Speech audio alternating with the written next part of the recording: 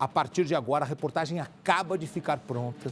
Reportagem inédita e exclusiva com novidades do caso Ermelindo, um caso que está ganhando o Brasil a partir de agora. Ermelindo, nós já trouxemos ontem as primeiras informações. Ermelindo, 36 anos, casado, pai de família, técnico em informática, tem uma loja em São Paulo, manutenção de celulares. Todo dia chega um novo cliente lá, ele conhece, ele conversa. Aí apareceu agora um cliente que é um amigo angolano. O cara é de Angola, virou cliente, leva lá computador, leva lá celular, ele conserta. E ele começou a descobrir, esse angolano, que o Ermelindo é bom demais. Conserta, tem bom preço. Aí ele chegou um dia e falou, olha, eu tenho um trabalho para você. Você não quer fazer um freela pra gente, um freelancer? Fazer um bico? Em Angola? E o Ermelindo falou assim, como que funciona? Olha, eu tenho amigos numa universidade e eles precisam muito de técnico de informática, gente dessa área. Você topa, tem um cachê, tem um salário, uma grana, você fica lá um mês, você vai ajudar a resolver todos os problemas, depois você volta. Deixa aí a sua loja com o pessoal da sua família e depois você volta. O cara falou, pô, vou viajar de avião, vou conhecer outro país, lá fala português, tá tudo certo, eu vou. Semana seguinte chega a documentação. Ermelindo vai para Angola, ia ganhar uma grana, R$6.000 livre, mas quando chega em Angola, a coisa muda. Ele é colocado num apartamento, percebe que foi enganado. O pessoal começa a chegar com o serviço para ele fazer lá. Ele falou, quando é que eu vou na universidade? Não, vai começar aqui. Aí, um determinado dia, chegam uns caras e falam assim, a partir de agora você vai fazer credenciais falsas para a gente acessar um banco aqui em Angola. O Ermelindo começa a perceber que está fazendo parte de uma quadrilha de roubo a banco. Mas ele tem condições de mandar mensagens, ele está conversando com a irmã. A irmã está aqui no Brasil, em São Paulo. E ele conta para a família aqui no Brasil por mensagem de celular. A família aqui no Brasil avisa a polícia. A polícia avisa as autoridades. A polícia em Angola vai ao apartamento e prende todo mundo. O Ermelindo acredita que está seguro, que os policiais foram lá para salvá-lo, mas não. O brasileiro que estava sendo mantido em cárcere privado foi levado pela polícia de Angola, contou tudo na delegacia, só que agora foi preso por suspeita de participação no golpe. Ele diz que não. A família diz que ele é quem fez a denúncia e não consegue mais falar com o Ermelindo. A família diz que ele é inocente e que foi ele quem denunciou o golpe da quadrilha, mas agora ele está preso e a família espera a ajuda das autoridades brasileiras para trazê-lo de volta para o Brasil. O Aguiar Júnior preparou esta reportagem com novidades para a gente. Vamos ver. As fotos são dos dias de um programador de computadores que achava estar vivendo um sonho. Já os vídeos mostram o condomínio onde o brasileiro Ermelindo Henrique, de 36 anos, estava morando quando chegou a Luanda, em Angola. Ele era dono de uma pequena loja de celulares na zona sul de São Paulo. Há pouco mais de um mês, trocou o Brasil pela África. Eles pagaram o passaporte, eles pagaram toda a documentação para sair mais rápido e pagaram a passagem. O contrato era para prestar serviços de informática a uma universidade e auxiliar alunos e professores. Tudo aparentemente legalizado, como mostra esse documento supostamente emitido pela escola. Aí o cara falou, olha, eu tenho uma proposta. Lá na Angola eu preciso de alguém que ensine alguns pessoais da universidade a programar os sistemas, porque eles não estão sabendo fazer.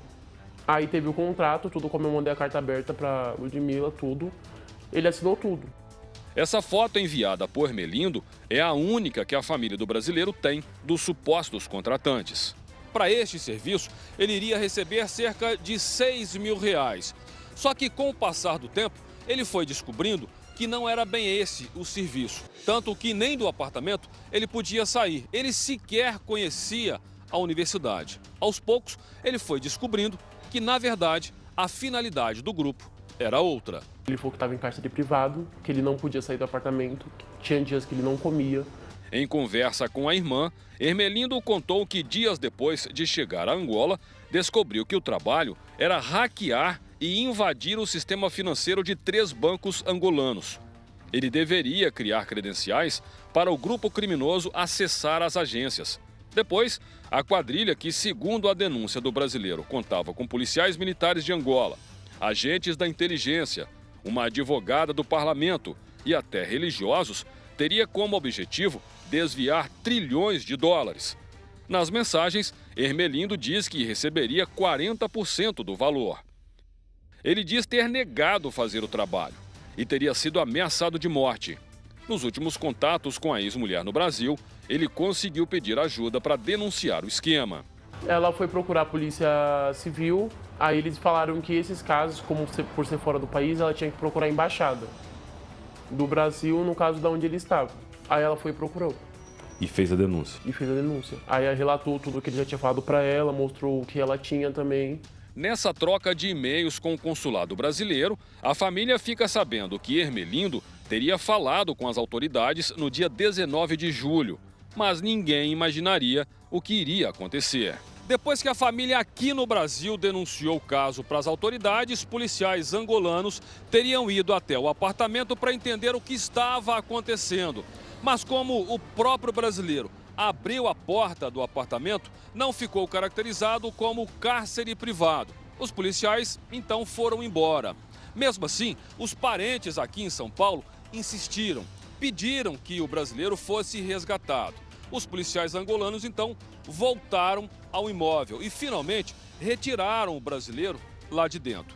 Depois disso, Ermelindo teria ficado sob responsabilidade das autoridades angolanas. Na quarta-feira da semana passada, Ermelindo enviou um áudio para a família afirmando que havia sido detido pela polícia de Angola.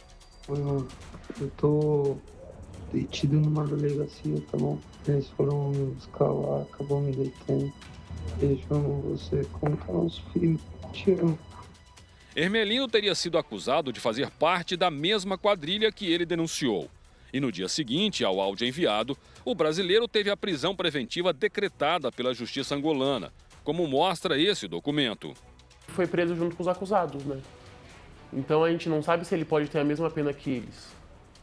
Ou a gente não sabe se... Porque um deles incriminou ele também, acusou ele de estar participando. Um dos envolvidos? Então a gente não sabe se um deles pode estar querendo ele lá, né, para fazer alguma coisa pior. Essa é a nossa maior preocupação. Em nota para a família de Ermelindo, o Itamaraty informa que não pode interferir nas investigações angolanas em andamento e que não é possível repatriar cidadãos brasileiros sob custódia das autoridades de países estrangeiros.